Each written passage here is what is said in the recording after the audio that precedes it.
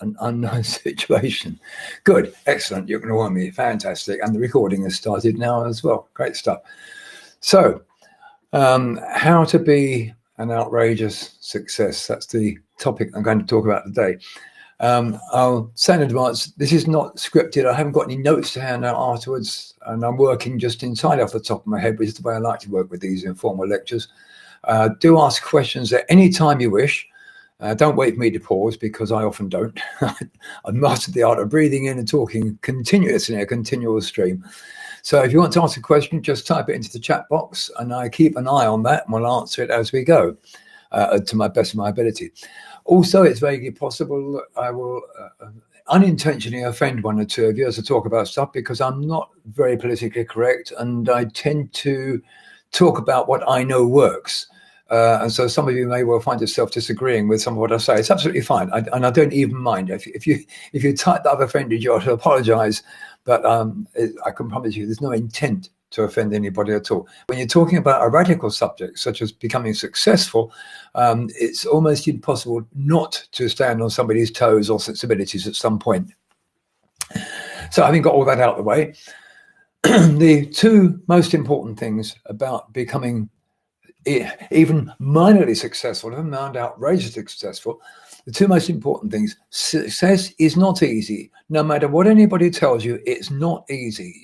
There are plenty of people that are promising you that if you give them however much money, they'll help you to become successful in 6 months or 6 weeks or 2 hours or a year or something. It's not possible. There's only one way to do it, and I'm going to be talking about it this morning. So that's the first thing. It's not an easy thing. It's blooming hard work. And the other thing is, you have to know what success really means to you. Now, success is different things to different people. If I was gauging my success by money, I would consider myself to be moderately successful. But money doesn't really do it for me. As it is, I consider that I am outrageously successful. I think I have an outrageous success, because what I seek is recognition. And that's the thing. You have to be honest with yourself. If you want people to admire you, then recognize that you need adulation or admiration. There's nothing wrong with it. That is just the way that you are. If for you it's money that would turn you on, then know that you're chasing money. Know that's exactly what you're chasing. If it's like me, recognition, then recognize that. Now, you don't have to actually consciously do very much about what you've recognized. I'm going to talk about that more in a minute. But it is very, very important that you have in your mind the precise reason why you're trying to find success and exactly how you'd know you'd got it. And a few times in the past when I've been coaching people, I've said, how will you know when you're successful? I've got a blank look. And one or two people have said, well, when I'm rich. Okay, so how much is rich? And I've had so many different responses to that one, you wouldn't believe.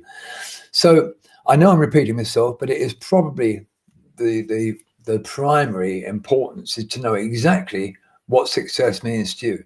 So if I haven't got time to ask everybody individual questions, but if I was to say to you today, how will you know when you're successful? You should be able to answer that question. And if you can't, you are not not running in the right direction for yourself.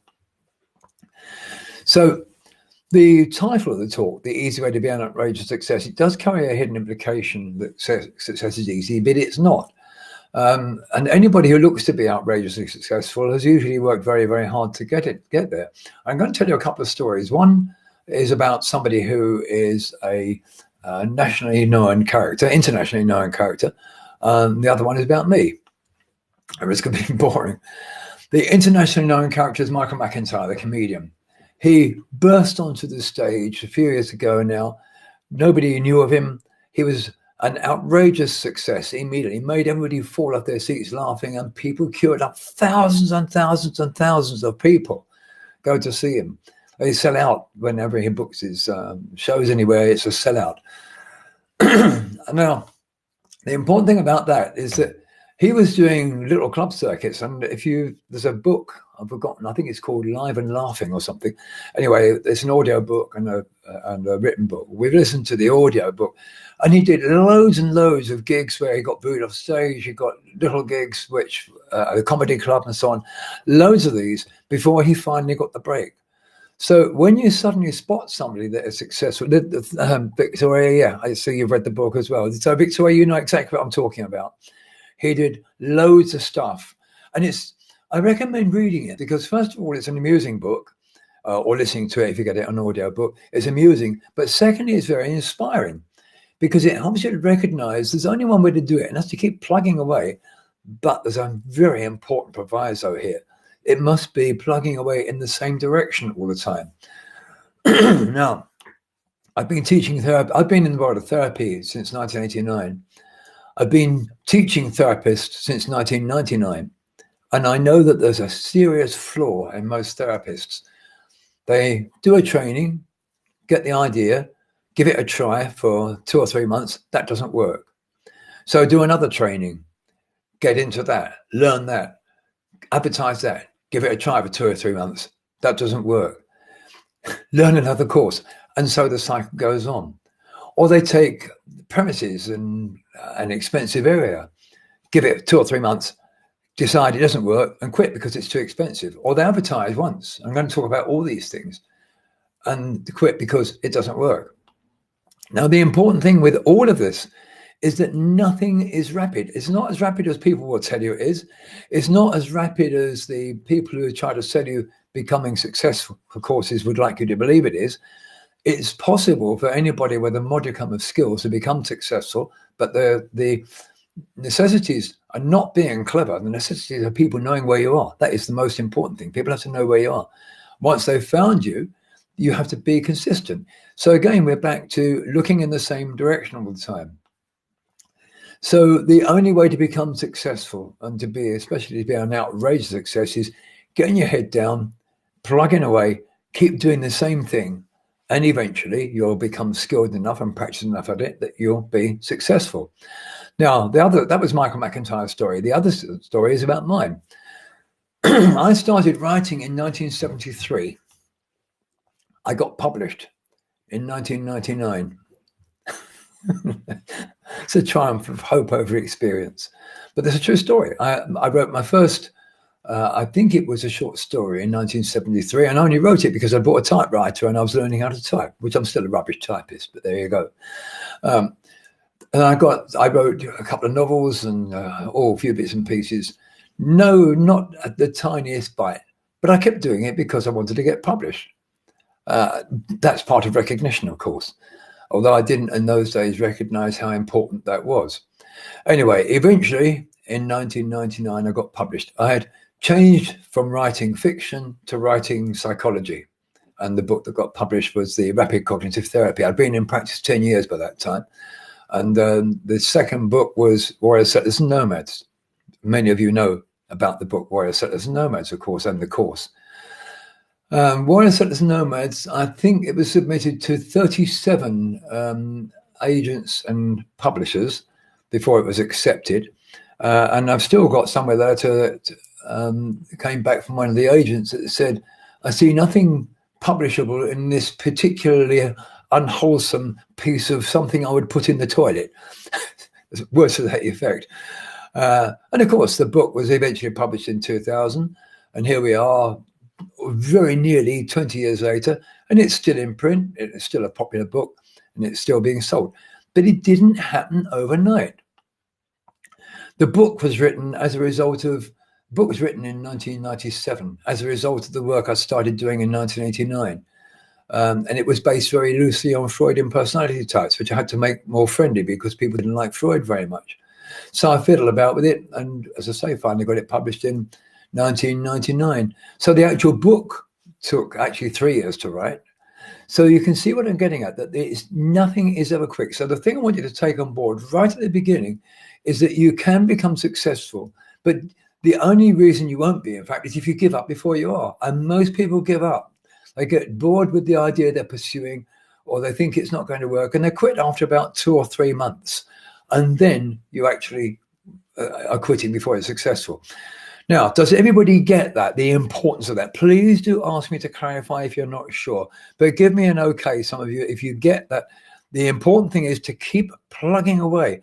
It's absolutely vital, absolutely vital. You'll never get there if you keep on trying different things. Good, okay, yeah. I can see you all agreeing with that. Here's an honesty time. Who has been guilty of some of the things I've been talking about, trying something for 2 or 3 months, quitting, doing a different thing, quitting, trying a different thing. Who's been guilty of that? Okay, Bettina. Victoria, I'll come to that. It's a good question. I'll come to that in just a moment. Oh, good. Right. Well, I'm hitting good targets already then, because some of you, I can promise you that keep on switching will guarantee you never get the success level that you want. Sometimes there are reasons to change the style of what you're doing, but it's not through having been unsuccessful, it's through having failed, and it's a whole different thing. And it's a very fine line. Adelina, I'm always pleased to hear when somebody's quit EMDR to do BWRT, of course. And actually, BWRT is very relevant because I'm going to talk about the reptilian complex in a moment. Not everybody will know about it, so I'll need to define it a little bit in a moment. But Victoria asked, when is it a good idea? Is it ever a good idea to switch? Well, yes, it is. And it's when you get that thing. It's not that you're bored with it. Is that your brain just really won't let you doing it. Your brain just says, you know what, it's not boredom, I just can't do this particular thing. And then you've explored every possibility, and the other people could be successful and it doesn't work for you. But you have to get to that point where you find yourself thinking, do you know what, I just can't do any more of this. Okay, Geeta. Yeah, fair enough. So does that make sense, Victoria, my answer to your question? It's all the time you can come up with new ideas, explore them. It's when you can't think of a new idea to do whatever it is you're trying to do. That's the time when it's time to move on and try not something different, but a different approach. Sorry, nose blowing. So there are many different approaches you can try to any particular thing, of course. So until you've explored every single idea. Now, there's something else which is enormously important I'm going to get to later on. And that is the way that you think primarily. And that's, I could talk for all day about that. It's deeper than you might realize. The way you think primarily is nothing to do with your conscious thoughts at all. It's to do with the way your automatic systems are wired, for want of a better word. If you're a BWRG trained, you know I'm talking about the reptilian complex and the cerebellum, the hindbrain. It's the part that makes decisions before you're even aware of it. Now, if you are by nature a person who, encountering an idea, says, well, I don't see how that could work, or my clients wouldn't go for that, there's no criticism here. You're negatively orientated, and you have to realize that you are, because the negatively orientated person will look for what is not all the time. They can't help it. It's a natural process. It's okay as long as you know that's what you do, because you can then override it consciously. On the other hand, if you're somebody who's positively orientated, then you've got a different problem. You won't see the pitfalls. And so you have to train yourself to look for what might go wrong, and it's not to do with optimism and pessimism. It's just the bias in your thoughts. Some people are biased to negativity, skepticism, cynicism. Others are biased towards thinking everything will work. And neither one is good. And there is almost nobody that can balance that up. Karen, probably so. You see, I'm lucky because I'm positively biased and tend to see all the positive things hi Mary, nice to see you. Don't worry about being a bit late, it's all recorded. I'm positively biased, and so I tend to see all the things that could make something work. Julie, on the other hand, my wife, is negatively biased and sees all the reasons why something won't work. So we often have arguments about something. We both might say, oh, here we go again. But the great thing about that is that eventually we hit I suppose you call it a success thread, which is where BWRT came from. So what exactly is an outrageous success? It can be success against the odds, sudden, huger than usual, unexpected by others. That's what I like. The success is unexpected by others. Or even better, the success that is feared by others. Gathering heaps of praise and adulation and so on. But the real secret of outrageous success is making it look so easy, others think they can do it. That's the main thing. It doesn't necessarily look outrageous until it's evident that it's more than most people get. Now, I wouldn't mind betting, how many have we got online at the moment? We've got 48 of you online. I wouldn't mind betting 24 of you have fallen prey to somebody selling you a become a successful therapist idea. Do this, follow my plan, and I tell you all sorts of things. And all the ideas work. Okay, really. The ideas work, but don't forget that person who sells you that, they're in their job is actually extracting money from people who are not successful. Now, I don't do that. As you know, if I give free advice, and I've always been very free with my advice, my job is extracting money from people who want to learn something brilliant, which is what I do. And I've never bought into, not since when I was a very new therapist and the internet didn't exist, I did have a look at a couple of supposed success plans, but I could see the errors in those straight away. So again, the problem is that if somebody's marketing something to you, it may be that what they do finds success for them, but that doesn't mean it's going to find success for you. Because my honest opinion is that success is as unique as a fingerprint. What works for one person isn't going to work for another. And what one person fails miserably at, another person will make wildly successful.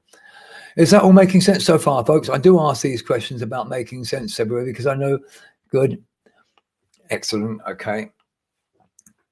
Oh, good. I seem to be hitting all right targets here, actually. That's good. So what I'm going to talk about today, what I'm talking about today, none of these things is likely to bring a success on their own, but use them all together, and I guarantee you can't go wrong as long as you've got the skill set. If you haven't got the skill set, you shouldn't even be in the business. And sadly, there are people in the world of therapy who are practitioners who they haven't really got what it takes to become even moderately successful, never mind an outrageous success. They could have it, but it's a lack of training. They don't understand the need to be professional at all times. You see, now, some of you who've known me quite a long time, you've never seen me looking domestic, and you never will. There's only one person who sees me looking domestic, and that's Judy. Nobody else ever does. Whenever you see me, I'm professional. And that doesn't matter whether I'm online, whether it's a free lecture like I'm doing today, because I just like chatting to people, whether it's on a training course, or if you've been to one of my classes. I will never, ever look anything other than professional. My uniform, of course, everybody knows, collar and tie, because I'm a dinosaur, and I was described a little while ago as a stuck-up old fart. Maybe I am. I don't care much. The important thing is I am always professional, and that's part of my reasons for my success. Well, Genevieve, I am old school in more ways than one. But I've been from the very beginning. I started, as I say, in 1989. I was already 48, 49 at the time. So I haven't been doing this forever. Most of you know I've got no university background. I've got no formal education background at all. So I wasn't exactly starting off with a silver spoon in my mouth. I've actually done it the hard way, which is how I know how it works. Because I've had to clamber up the ladder from the beginning. Do you know I discovered something which might put some of you off? I discovered that when you're on the bottom rung of the ladder, people tend to like you. Or at least they don't tend to not like you. But they tend to like it. You're just one of the crowd, and that's okay. You get onto the second rung of the ladder, and a few people stop liking you. Now, I discovered that in 1995 when I wrote the Easy Quit Smoking program. And up until then, I'd just been a book standard therapist. Wasn't known to anybody other than my immediate colleagues. Anyway, I wrote the Easy Quit Smoking program, and it was partly based on a program by a man called Michael Draper. And I'd seen his Easy Quit Smoking program. It was called something different. I can't remember what it was now. He was retiring. And he offered me, he said, if you want to use any of my manual in your new one, he knew what I was doing, please feel free. So I did. The original Easy Quit Smoking program was about 4/5 mine and 1/5 of Michael Draper's work. And I published that. And I've discovered, now I'm one rung up the ladder. And immediately I got people saying I was a plagiarist. It had some of Michael Draper's work. It's with his permission, of course. That's fine. I'm a plagiarist. Who do I think I am, etc., etc. And every time I took another step up the ladder, so I got more brickbats, more things thrown at me. Now, that's the problem.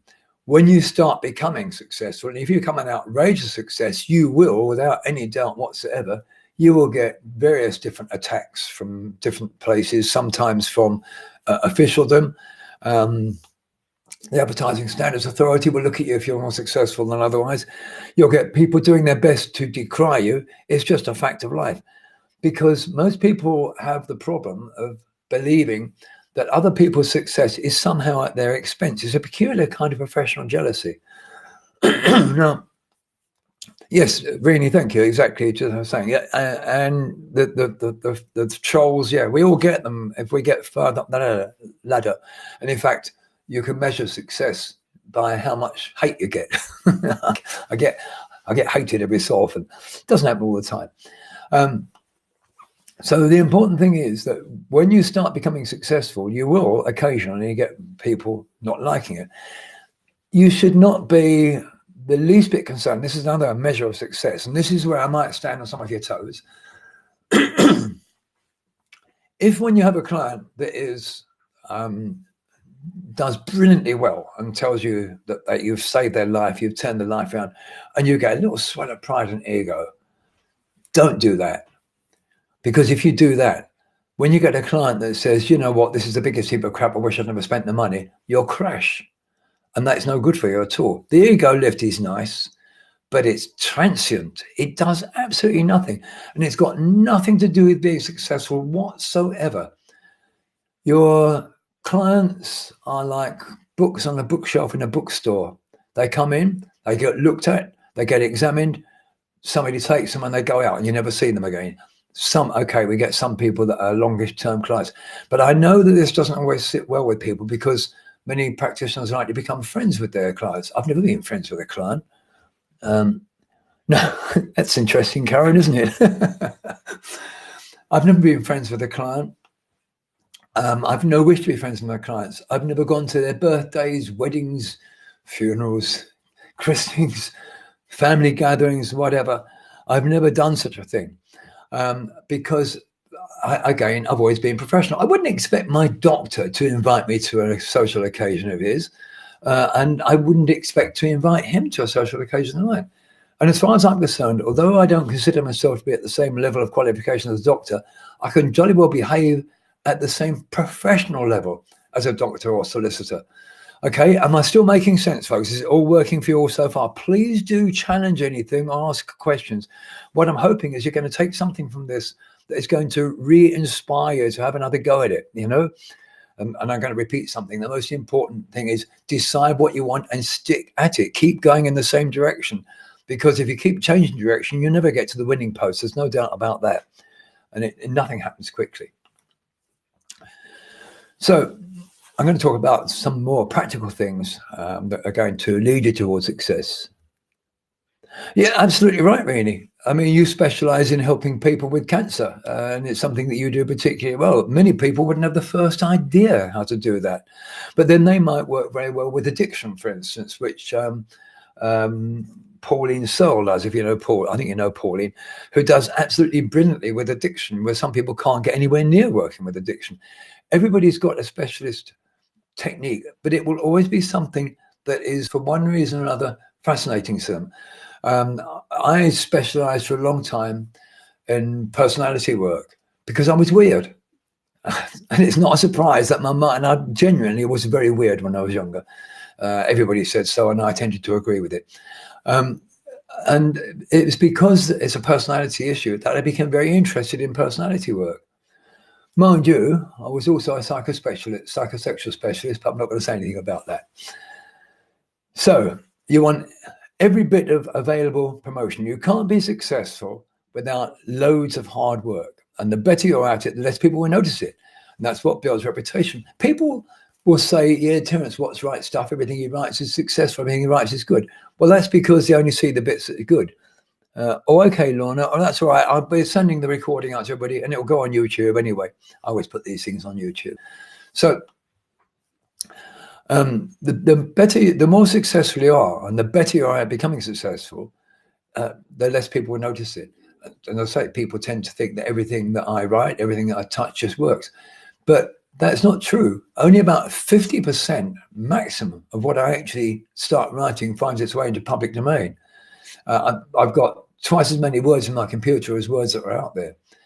I'll often announce a course when I'm fairly certain that it's going to work quite well. But there's been one or two of those that after a while, I've thought, no, okay.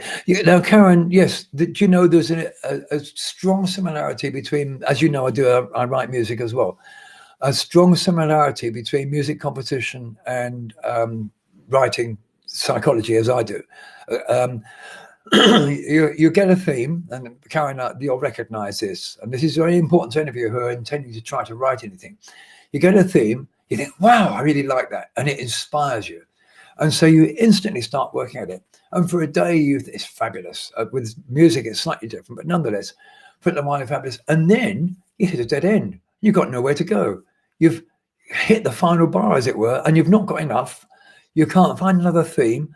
You've run out of ideas, and it's a single idea.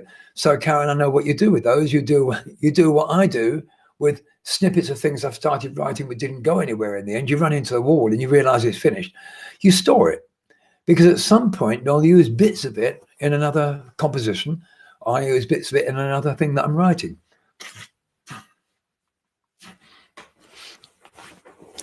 Now, here's a good exercise for any of you to do. And I've still got a lot more to talk about this morning yet. But here's a good exercise. The more interested you are in becoming an outrageous success, the more interested you are, I hope, in doing the available work to help you get there. This is a very, very simple exercise. But I know that half of you watching it won't do it because half of you want success to be handed to you already packaged up. So you undo the strings and there it is, boing, out the box, success. Doesn't happen. But half of you want that. You rely on manifestation, load of, I nearly said a real word then, load of tosh as far as I'm concerned.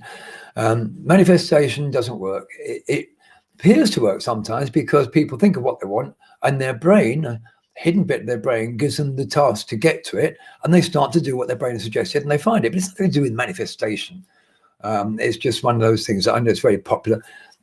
I think the people who sell manifestation courses have manifested money, but they're probably getting it not just turning up out the blue. I haven't got time, but I can disprove manifestation over and again, and have done so several times in the past. So you need every single bit of available reputation. Now, social media is really patchy and difficult to use. Set up a Twitter account. If you haven't got a Twitter account, I have to confess, I have a Twitter account that I hardly ever use. But Julie, on the other hand, has got a Twitter account and she posts on it every day. She's got her Facebook page linked into it. Some of you probably know you. Some of you even follow Julie on her Twitter account. Well, really, it doesn't matter whether you hate it or not. Now, really, thank you for that, because what you've just stated is something that I've talked about. You've now gone on negative mode, so your brain won't even let you explore the possibilities. I'm going to talk about that more in a minute as well, because that's absolutely vital. And the trouble is, really, that now you've said, I hate Twitter, you've got a job to do, you've got a task to do. Never mind if you hate it. I detest social media like the plague, but I override it because I use it all the time and I get most of my students from it. I don't like social media at all, but I use it because it's a great tool and it's a fantastic tool. And I love the way the tool works. So I don't like it for the reasons that people normally use social media. And I don't look at the trolling and I don't look at all the conspiracy stuff that's around there. It's a work tool for me. Twitter is a work tool. Michelle, I see that you follow Julie as well. Yeah, and Karen. Julie has got, without really trying very hard, she's got nearly 1,000 followers at the moment. Many of those are very high-ranking people. I'm not going to tell you who, because that wouldn't be very polite.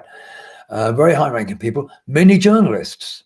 Now, if you follow Julie on Twitter, or if you, I don't know how, I'm not a skilled person with Twitter, but you can always contact Julie and she'll give you a bit of guidance as much as she knows it.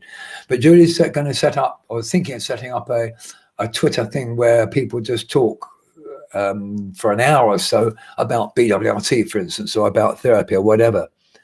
Ingrid, social media, even having a degree. Yes, absolutely right. You have to use every single possibility. I use every skill I've got to get to where I am, I've used every single skill I've got. I am guilty of spreading my skills out and getting interested in too many things at once, but I've always had the main thread functioning. So set up a Twitter account and post something on it and social media. I'm going to come a bit more to that. Oh, Anna, it's a problem. That's the butterfly mind and the mercurial mind. It's not a good thing to have. I keep a grip of it most of the time. But what you're telling me there, Anna, is that, like me, many things grab your interest and suddenly divert you from what you're doing onto something entirely different. Yep. Those of you that suffer that, Francois, okay. Those of you that suffer that, I have that as well. But as you know, I'm successful. I wouldn't be sitting here talking about it. I do work very long hours, but that's because it doesn't feel like work to me at all. What I do, it's what I do. I just enjoy it. And over the Christmas break, I've done less of it, and I didn't know what to do with myself. So yes, I'm coming to that in a minute, Ingrid. Thank you for that. I am actually going to talk about that in a minute. Really, again, that's something I'm going to talk about in a minute as well. But follow Julie on, set up a Twitter account. It's dead easy. Find Julie and follow Julie on it, and Julie will contact you at some point and tell you when she's going to do this thing that she's doing. Well, I don't even know what it's called. Jules, what's it called when you do that thing on Twitter? She's not. Well, I want to set up some kind of campaign or a live chat or something like right, that. Right, okay. I don't know if you could hear her. She's in another room. She says she's going to set up a live chat campaign where, as I say, I don't follow Twitter myself. I've got a Twitter account, don't use it very often, but Julie's pretty much expert on it. She's going to set up a conversational thing where you all talk about it, and it keeps it in the thread all the time so that Twitter gets a lot of exposure on whatever therapy you do. Geeta, that is a serious mistake. Sorry, but that is a serious mistake. Anybody who cuts down time on Facebook is making a massive mistake. Ignore this as negativity on there. Of course there is. But it's also the fact that it's negative is because there's a lot of people on it to be negative. So the fact that there's a load of people there. Yeah, do Geeta. You've followed my advice before. And I've been doing this sort of work a long time. You have to remember that when I first started, there was no such thing as the internet didn't exist. Social media didn't exist. There was nothing. There was no search engines. If we wanted to research something, it was the library job. And advertising was through local advertising columns in local newspapers and so on. It wasn't anything like it is now.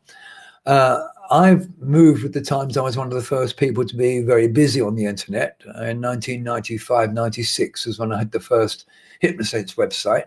And I've used the internet a lot since then. And it's where the vast majority of my success has come from. Because I ignore the trolls on Facebook. I don't read Facebook. I look at the groups that I've set up, of course, and answer queries on there and make sure that the groups don't turn nasty. Now, those of you that are in any of my groups or our groups, you'll know that the groups don't turn nasty. They never do, because Junior, I don't allow it. You see, even in a negative area like Facebook, you can keep it nice. This is what we do. In particular, okay, Ingrid. Yeah, that's it. Okay, no. Well, no, you're right. You have to. I mean, I don't spend a lot of time on Facebook, but I do use it because it's where I promote the various different trainings that I do and so on. And really glad that you ignore the rubbish, actually, the business page and personal page. Well, I'm glad you've got two separate pages because there's something very important about that I'm going to talk about in a minute. Nonetheless, no matter how much you don't like social media, if you want to be successful, whatever success means to you, if it means money, then okay, you can promote your whatever you do, and ask yourself, is it possible to make as much money out of what you do as much money as you want? If not, you've got to start doing something else, either alongside or as an addition or as an adjunct to what you're doing. If it's for approval or recognition, for me it's recognition, then you do something slightly different. You actually do stuff that other people, you give stuff away. People tell you free doesn't work. I can promise you that's the biggest. That people tell you free doesn't work, and that's the only people that tell you free doesn't work is because they're selling stuff and they don't want you to give it away free. Who knows the Hypnosense website, hypnosense.com? Who is aware of that? Yeah. See, interesting, isn't it? Everybody knows Hypnosense.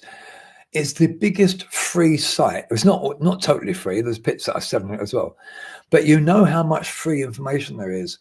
When I first set up Hypnosense, I had so many people tell me, you've got to take all that free stuff off. It will stop you becoming successful. It will stop people buying anything. Well, every now and again, I had something more free on it. Now, the reason people come back to Hypnosense is because they say something like, oh, I need a script. So they go to the script section of Hypnosense. It isn't there. So what's the next thing they do? They go to the shop and look at the books to see if there's a script there. If you've got a website that you want to sell stuff from, then make sure you've got some free stuff. If you've got a website anyway, make sure you've got something that makes people want to come back. The people won't come and find you just because you're there, not unless you're already famous or already successful.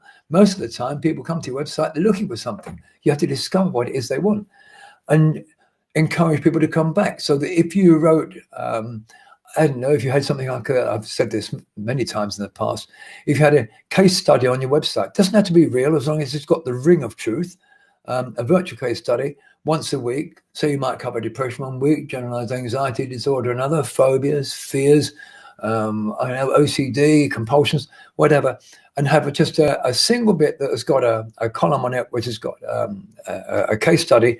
People will come back to read it. And you can promote that you've got that column or blog or whatever you want to call it. I still like the word column because I'm old.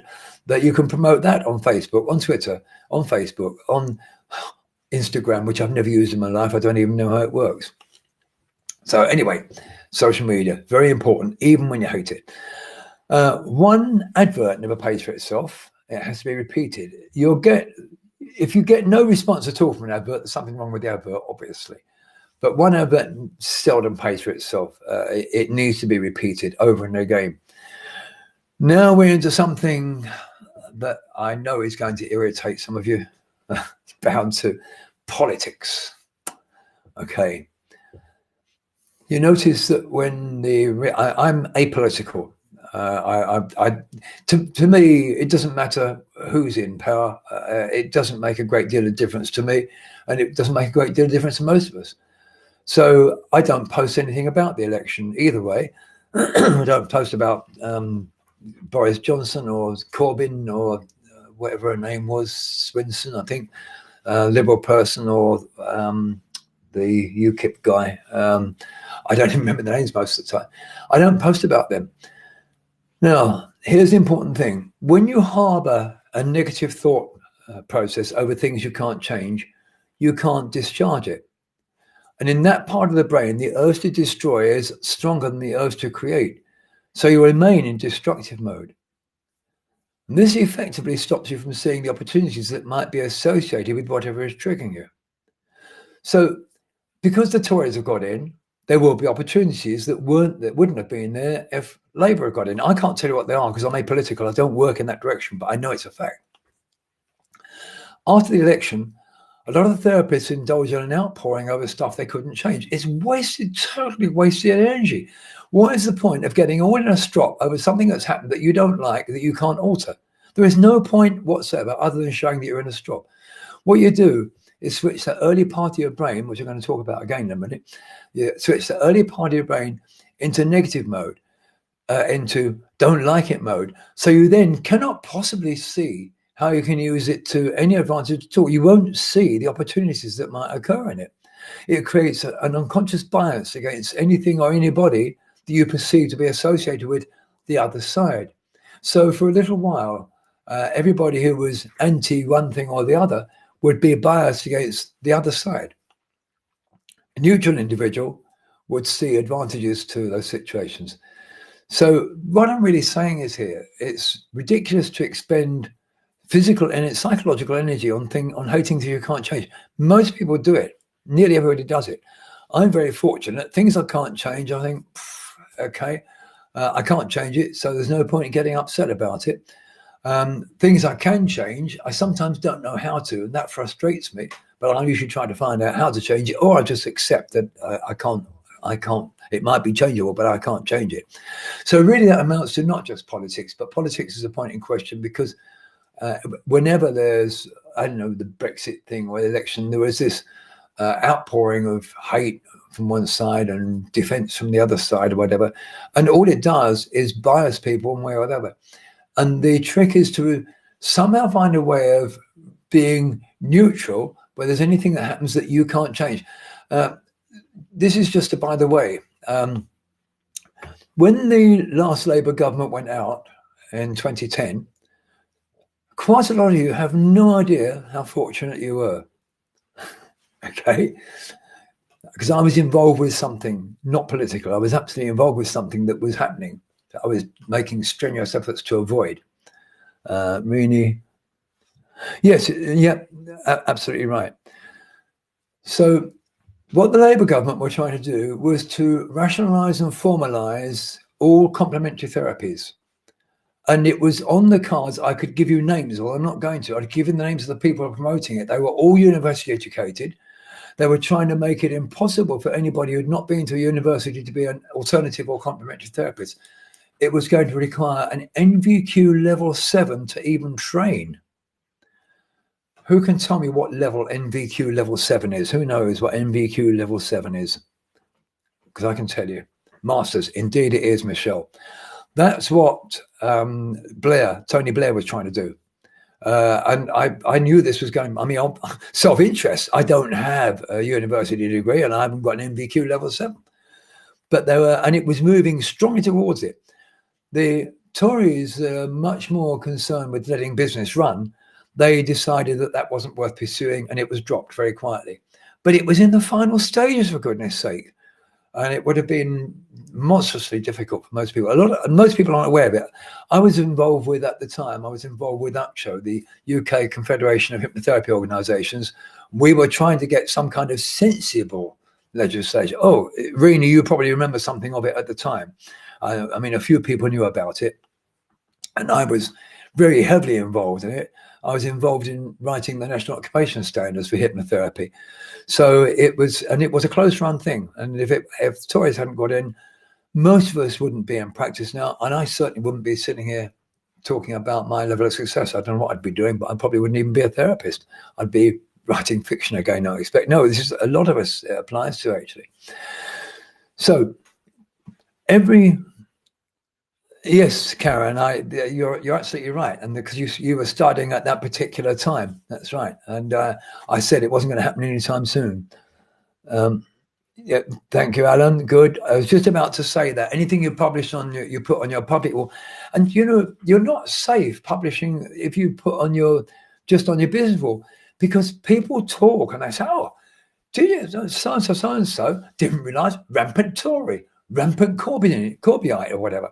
And people tell each other. So nobody knows what politics that I have or don't have. Nobody knows what religion I have or don't have. And that's the way I like it. People, they know Terence Watts as a professional therapist and professional trainer. And a writer. That's what people know me as. And that's what I want people to know me as. Friends, close friends and relatives. Well, I don't have relatives these days. Close friends know me differently. But from a professional point of view, I like to keep the professional persona. Now, every single bite counts. Yes, absolutely right, Karen. Definitely. Yeah, you're right, Rini. And this is another thing which I'm very proud of. You won't find any slurs about me on Google, except you will discover the fake PhD. And when I discovered it was fake, some of you might remember, the second I discovered it fake, I outed myself on Facebook and said the PhD I thought I'd got, it turns out to be a complete fake. I outed myself on it because that is the way to maintain credibility and reputation. I'm basically an honest person. So every bite counts. Every opportunity that you get, you should take it. If you get an opportunity to go on a database somewhere, take it. If it's free, take it, for goodness sake. Maybe you'll get something from it and maybe you won't.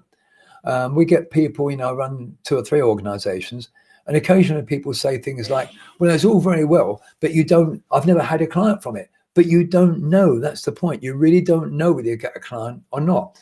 Now, we get people that phone us up and they ask about, where can they find a BWRT practitioner, and we tell them. But I know because I've checked it up. They might go to that practitioner, but they don't say they've spoken to Terence or Julie or they looked on the website. They just go along and they say, I heard about BWRT or I heard about whatever. So clients don't tell you about the research thread.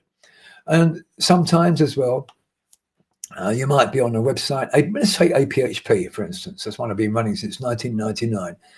APHP gives people quite a bit more than most organizations. And that's a little site, by the way. I discovered if you give more, you get more. Interesting, that. It's a little sort of side issue. So give more and get more.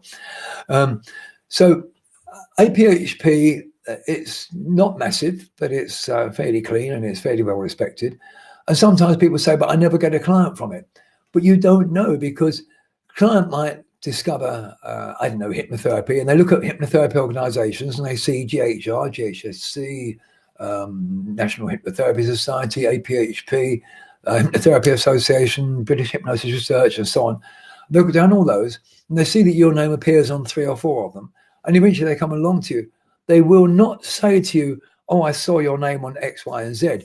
They'll just say, oh, I found you on the internet. And now that way you just think it's a Google search. But is that making sense, folks? Go on every single and get as much information there as you can. You know, APHP, you get a full page on, it's a full web page on APHP, if you remember that. Most of you aren't using it. Most people aren't using it. On the new BWRT site, you get a full page. You can put videos on there, you have pictures on there. You can put loads of information on it. I mean, it's a full screen web page, more than a full screen. And again, a lot of people aren't using it, which baffles me, because right from the beginning, I've used every single last bit and byte that I could. Karen, yes, I would, because it's not that expensive. And if you only got 2 clients from it, then you've covered it. I'm not CNHC registered because I'm not a therapist anymore. But yeah, I would say, again, it's a professional body. People check up on there, and you don't know they've checked up and found you there. And too many, you see, when people say things like, oh yeah, but you never get anybody from there, I'm hoping you're recognizing that is straight away a negative bias that's crept up. Now, this is so important. It's okay to say, I don't know how many, I don't know if, but I never got anybody. It's a bold statement. You can't possibly know. I'm going to talk about that bit of the brain that does it in a minute, but is that making sense? You cannot possibly know. The more places you've got your name is on, the more people are likely to find you. Just give me an okay if that makes sense. Good, okay. Yes, exactly. Good, excellent, okay. It's very, very enthusiastic. I'm making sense, everybody. I like to just get a few okays now and again to know that you're all still awake. Yes, you can. You can have a photo on your APHP directory. You can have videos on it. On the new BWRT professionals, you can have a photo on there. You can have videos on there. You can have 3 videos on APHP. I've only got one on mine. Okay, Karen, good. No, Mary, APHP is not a free directory. It's a directory for people registered with the Association of Professional Hypnosis and Psychotherapy, which I founded in 1999. It's not free, but you get 8 hours of free online CPD every year. And we have a conference every year as well. You get almost every month we have free, and they're not sort of little ones. We've had Minister Tears speaking on there twice, and Stephen Brooks, big names. Because I've been around the business a long time, I know the people. So we had some big names doing a talk for an hour. There are massive benefits. Those of you that aren't sure about it or don't even know about it, have a look. aphp.co.uk, and you'll see the benefits of it. And in fact, as I say, one of the major things, we give free CPD, and so you get half your CPD at least is free, because all you've got to do is sort of view the videos, and that's your CPD. Now, that early part of the brain is called the brainstem, sometimes lizard brain, sometimes reptilian complex, proto-brain. It's got many different names, hindbrain, whatever. It consists of the brainstem, the cerebellum, and the amygdala. And it's the earliest brain. Those of you that have done BWRT, you know that I'm talking about something you're very familiar with. It's the earliest brain. It came into being about 600 million years ago, our earliest ancestors, earliest sentient ancestors.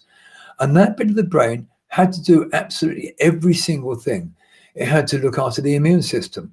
It had to look after feeding, breeding, aggression, territorialism, survival. And it had no awareness. It was robotic. Now, we have inherited that brain. It's how we function. The conscious part, the bit that you think with, follows on. The decisions, the major decisions and the minor ones for that matter, all made early. Now, if your natural disposition is to think negatively, you won't be able to see the positive aspects of anything.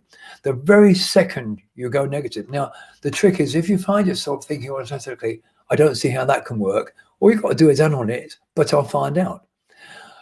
If you found yourself thinking, yeah, my clients wouldn't go for that, you can change that by my existing clients wouldn't go for that.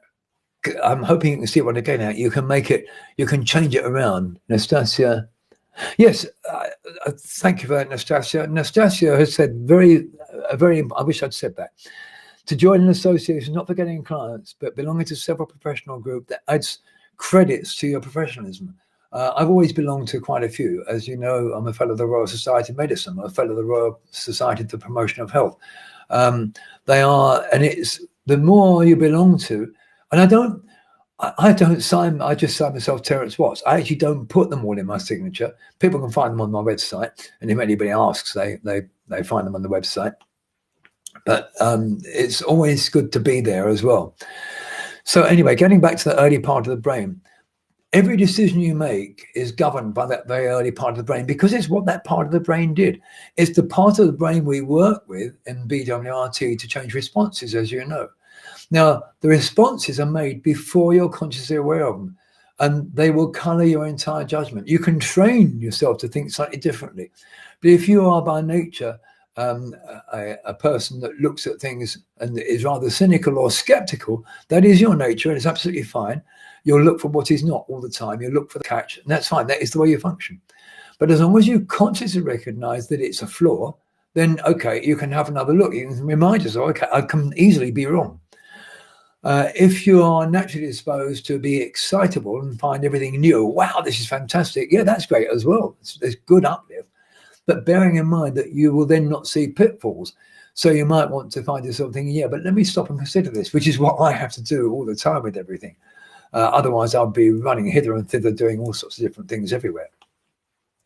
So it's very important that you get to recognize that there's no doubt that having a negatively orientated brain is slightly more destructive than having a positively orientated early brain. You can't change it. It's just the way you function. It's not in any shape or form is it a criticism. But always bear in mind that if you're one that starts to, coming back to the election for a minute, if you automatically wanted to yell that it wasn't right that Boris got in because you don't trust him, he's a liar, all those things that people were saying, if you automatically wanted to yell that, you've got an automatically contrary brain, automatically what's the word I'm after? Aggressive, perhaps assertive brain. And it's going to stop you from seeing some things that would be visible to you otherwise. Remind yourself, okay, can I change it? If you can't change it, drop it. There's no point in pursuing it if you can't change it. Well, oh my goodness, I've got 7 minutes. Okay, professional focus, professional manner. Never, ever, ever, ever run down another therapy or therapist or trainer. When somebody asks a question on social media that you really believe they should know, we see them on a regular basis. I get emails from people saying, have you got a script for alcoholism? Now, those of you that know the trick, you know that you can't cure or fix alcoholism with a script. You already know that. But I never, ever write back or post on social media, didn't your teacher tell you what school did you go to? If people who do that are revealing their own lack of self-confidence, they're delighted that somebody's worse than they are. So they reveal their own lack of integrity and self-confidence. What I've always done is say, alcoholism in general doesn't respond very well to scripted work, and you need to use a little more investigative work, something of that sort. There's never any reason to knock another therapist, run down another therapy. When I first started teaching BWRT, there was one man in particular that broadcast far and wide that it was based on Paul D. McLean's triune brain has been proven to be ineffective. Well, what he ignored was that Paul D. MacLean's triune brain, I readily agree, is not accurate biologically, but it was never designed that. It was designed for psychiatry. And so it's absolutely vital and relevant to what we do. And just got a few minutes now, and I'm both blowing my own trumpet here. BWRT, and this is because BWRT is a success story, as most of you know if you've done BWRT. If you haven't, you'll still see how it works. BWRT, when I got the idea, it was that moment of inspiration, and wow, off I went. My usual wild enthusiasm. Julie was her usual modifying and moderating self, and between us, we ended up with a very good program. And it took 2 years to get it right. Yeah, it is now. But when it first started, it was pasted all over the place. I got laughed at in an American group. I got ridiculed. I got asked. I got people posting, I've got dementia, all sorts of things, because it was very evident that if BWRT did what I said it was doing, and my reputation is such that people tended to believe me, then they became frightened of it. And rather than learn it, they decided to try to push it down. But it grew and grew and grew because I stuck at it and I kept rigidly following the plan. Now, you know, BWRT is a hugely, hugely supportive online community. We don't get people slagging anybody off. We don't get people rubbishing other people. There have been occasional disputes, but they're kept very private and they're sorted out very private. Thank you, Genevieve. Well, I would think so, but then I created it, so I would, wouldn't I?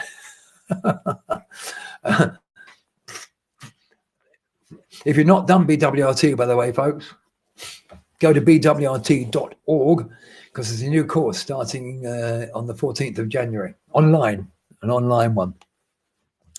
Well, I mean, now, because of my manner and because I've used Paul D. MacLean and because I ignored all the people who said you've got to stop doing this and all that stuff, once I started doing it and kept at it, I'm now getting psychiatrist training in it. There's a psychiatrist in Switzerland who wants to teach it. So now this is being done by following what I've been talking to you about this morning, keeping rigidly on the idea, keep focused. If it doesn't work, you've got to give it at least a year. And if what you're doing isn't working a little bit after a year, then probably it's not the right thing for you. But most people bail after 3 months and you've got no way of knowing by then. I mean, I pursued BWRT for 2 years before I taught it the first time. And then when I taught it the first time, I still didn't realize what it was going to be doing. It was just the most amazing thing. So if you don't know what BWRT is, you deserve to find out. At that point, I think I won't get started on another subject. So let's have a question or two to finish with today. First of all, have you found today useful? If you haven't, I don't mind, but I like to know. I'll always be doing a free Christmas lecture. I have no idea what next year's one will be. It'll be the same, no script. I'll just sit here and yatter on. So it might be a bit unstructured here and there. Good. Okay. All right. And again, I'm going to reiterate something I said at the beginning. You absolutely must stay focused on what it is you're trying to achieve, and you must know what success is to you. Oh, okay. I know. Good. Well, that's exactly it. Yeah, Adelina. Yeah, we'll see you there at Congress again. Mary, it's a tricky one. The easy. I'm glad you said that, Mary. Thank you. The easy way to find stuff what to say on social media is to keep an eye on the BWRT main page. Julie posts up on there every day. Just take what Julie's posted, share it, and add your own text to it. Even if it's just, this is what I do, something of that sort. Thank you, Geeta. I'll accept that compliment. Thank you very much. And Twitter as well, for that matter.